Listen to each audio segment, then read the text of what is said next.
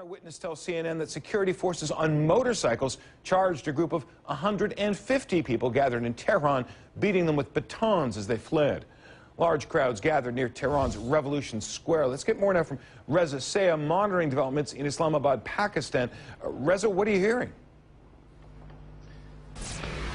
Yeah, Jonathan, for the second time in a week, Iran's opposition movement has come out and protested in the streets of Tehran and at least 2 other Iranian cities, according to witness accounts, despite a government warning and threats not to do so. It's about 6:30 in Iran right now. The activity started about 3 hours ago. Some amateur video clips have been posted on YouTube. Very difficult to gauge how many people are out. Witnesses are telling us that protesters are popping up in pockets and neighborhoods and areas throughout Tehran. They say protesters have been met by a huge number of security agents, oftentimes on motorcycles carrying batons or on foot. We have witness accounts of clashes in major intersections and squares in Tehran, and at least 12 people detained, according to people we've been talking to.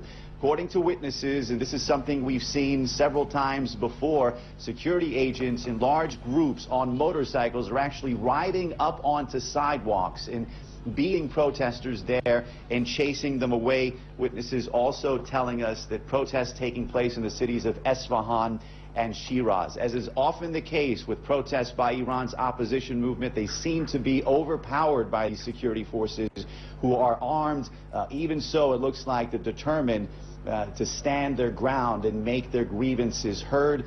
This rally today was called by the opposition movement in memory of 2 young men killed during last week's protest, Monday's protest, Sana Jaleh and Mohammad Mukhtari. Iranian authorities say they were killed by protesters. Protesters say that's a lie. They were killed by Iranian security forces, Jonathan.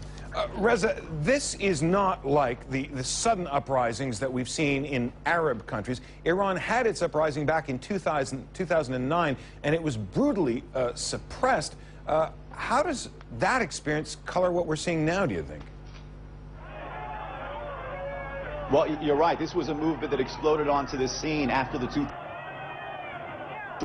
grievance was that President Ahmadinejad wasn't elected legitimately. They called for another election, but when they saw that the government rejected their call, they started calling for the ouster of the supreme leader, the President Ahmadinejad. You're seeing similar calls today. This movement was quiet for about a year, and I don't think there's any question that the comeback was sparked by the events in Egypt and Tunisia. But I think right now, based on what we're seeing, they're facing the toughest government crackdown ever.